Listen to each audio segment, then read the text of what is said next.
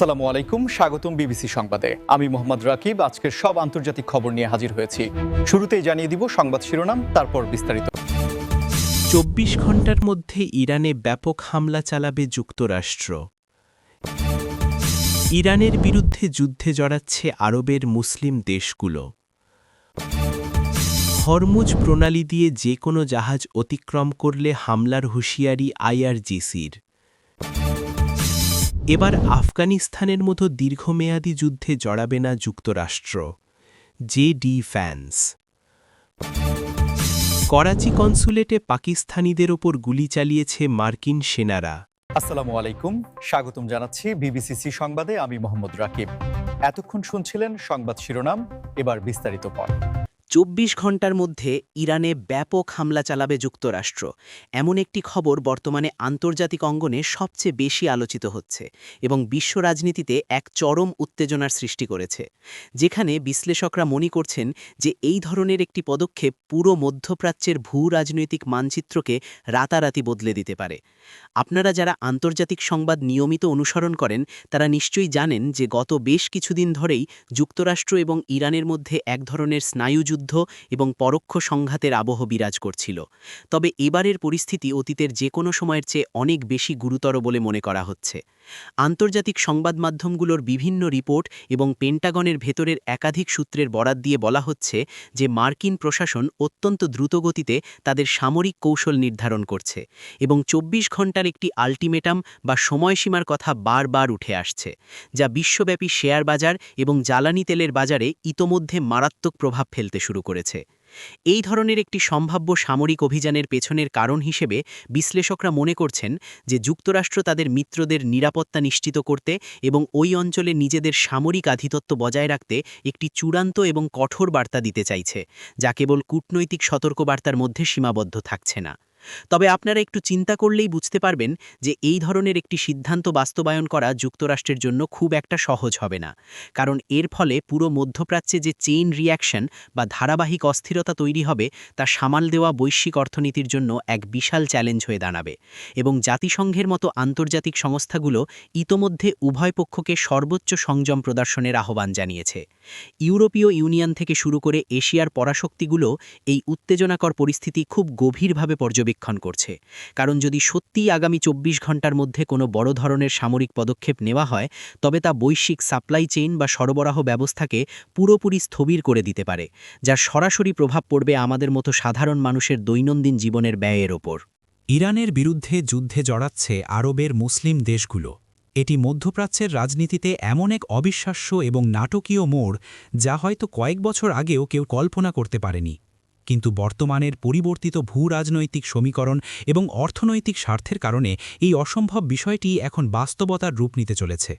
ঐতিহ্যগতভাবে আমরা দেখেছি যে মধ্যপ্রাচ্যের আরব দেশগুলোর সাথে ইরানের একটি আদর্শিক এবং আঞ্চলিক প্রভাব বিস্তারের নীরব দ্বন্দ্ব সবসময়ই ছিল, কিন্তু সরাসরি কোনো সামরিক সংঘাতে জড়ানোর বিষয়ে তারা বরাবরই বেশ সতর্ক অবস্থান বজায় রেখেছিল। তবে সাম্প্রতিক ঘটনাবলী এবং আন্তর্জাতিক মহলের প্রবল চাপের মুখে পড়ে সৌদি আরব, সংযুক্ত আরব আমিরাত, জর্ডান সহ উপসাগরীয় সহযোগিতা পরিষদ বা জিসিসি-ভুক্ত দেশগুলো তাদের পূর্বের অবস্থান থেকে সরে আসতে বাধ্য হচ্ছে বলে অনেক বিশ্লেষক মনে করছেন।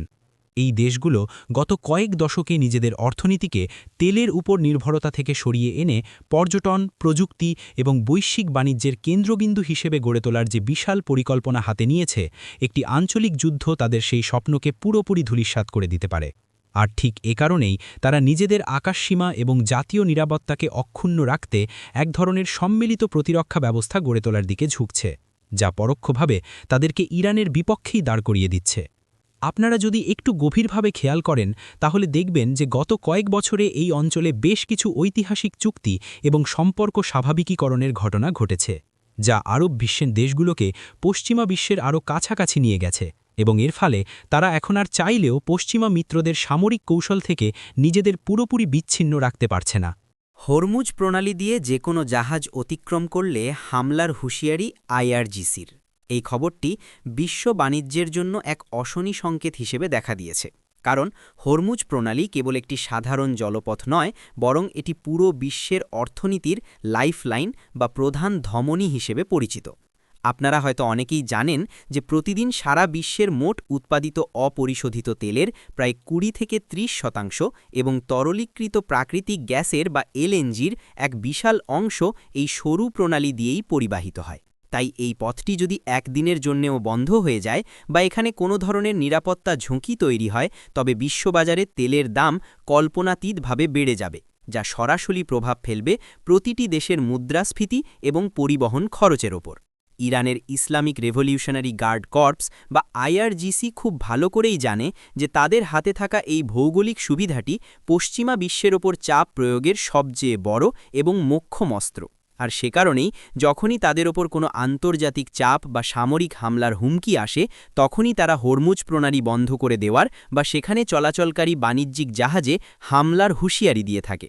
এই হুঁশিয়ারির পরপরই আন্তর্জাতিক মেরিটাইম সংস্থাগুলো এবং বড় বড় শিপিং কোম্পানিগুলো চরম আতঙ্কের মধ্যে পড়েছে, কারণ বাণিজ্যিক জাহাজগুলো কোনো সামরিক সুরক্ষার জন্য তৈরি নয় এবং এই জলপথে কোনো অনাকাঙ্ক্ষিত ঘটনা ঘটলে জাহাজের ইন্স্যুরেন্স বা বীমা খরচ এতটাই বেড়ে যায় যে অনেক কোম্পানি এই রুটটি এড়িয়ে চলার কথা ভাবতে বাধ্য হয়, যদিও বিকল্প কোনো লাভজনক রুট তাদের হাতে নেই। আফগানিস্তানের মতো দীর্ঘমেয়াদী যুদ্ধে জড়াবে না যুক্তরাষ্ট্র, জেডি ভ্যান্স। এই বক্তব্যটি মার্কিন যুক্তরাষ্ট্রের বর্তমান অভ্যন্তরীণ রাজনীতি এবং তাদের পরিবর্তিত বৈদেশিক নীতির এক অত্যন্ত গুরুত্বপূর্ণ প্রতিফলন, যা প্রমাণ করে যে আমেরিকার সাধারণ জনগণ এবং নীতি নির্ধারকরা অতীতের ভুলগুলো থেকে অবশেষে শিক্ষা নিতে শুরু করেছেন।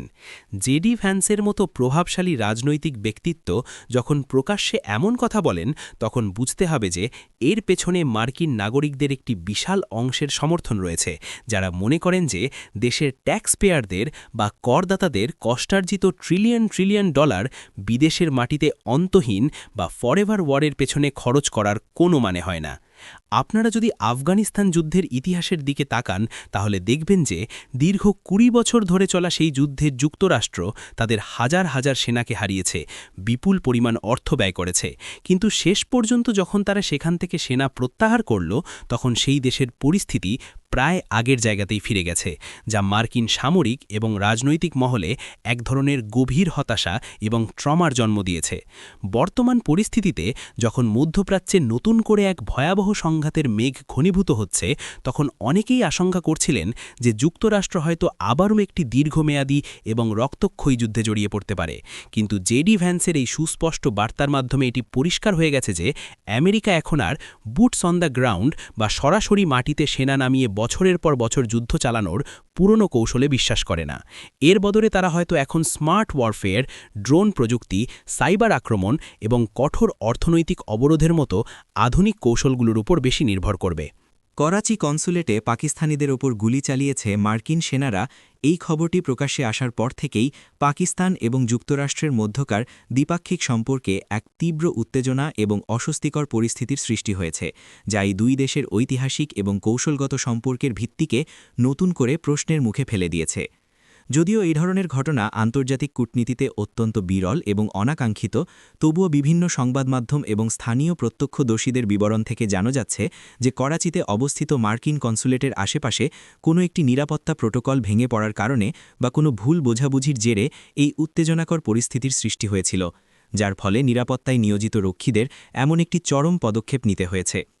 আন্তর্জাতিক আইন বা ভিয়েনা কনভেনশন অনুযায়ী যে কোনো দেশে অবস্থিত বিদেশি দূতাবাস বা কনসুলেটগুলোর নিরাপত্তা নিশ্চিত করা ওই স্বাগতিক দেশের দায়িত্ব, কিন্তু একই সাথে কনসুলেটের ভেতরের নিরাপত্তা রক্ষীরাও তাদের নিজেদের স্থাপনা রক্ষায় সর্বোচ্চ ব্যবস্থা গ্রহণ করতে পারে। আর ঠিক এই জায়গাটিতেই একটি বড় ধরনের সমন্বয়হীনতা বা ভুল বোঝাবুঝির সৃষ্টি হয়েছে বলে বিশ্লেষকরা মনে করছেন। এই খবরটি ছড়িয়ে পড়ার সাথে সাথে পাকিস্তানের সাধারণ মানুষ এবং সুশীল সমাজের মধ্যে তীব্র ক্ষোভ এবং হতাশার সৃষ্টি হয়েছে, কারণ নিজ দেশের মাটিতে ভিনদেশী নিরাপত্তা রক্ষীদের দ্বারা সাধারণ নাগরিকদের ওপর এ ধরনের ঘটনা তাদের সার্বভৌমত্ব এবং জাতীয় আত্মমর্যাদার ওপর একটি বড় আঘাত হিসেবে দেখা হচ্ছে, এবং সামাজিক যোগাযোগ মাধ্যমগুলোতে এর সুষ্ঠু তদন্ত ও বিচারের দাবিতে জোরদার প্রচারণা চলছে। আপনারা যারা দক্ষিণ এশিয়ার রাজনীতি এবং ইতিহাস সম্পর্কে অবগত আছেন, তারা জানেন যে যুক্তরাষ্ট্র এবং পাকিস্তানের সম্পর্ক সবসময়ই এক ধরনের উত্থান পতনের মধ্য দিয়ে গেছে। কখনো তারা সন্ত্রাস বিরোধী যুদ্ধে একে অপরের ঘনিষ্ঠ মিত্র হিসেবে কাজ করেছে,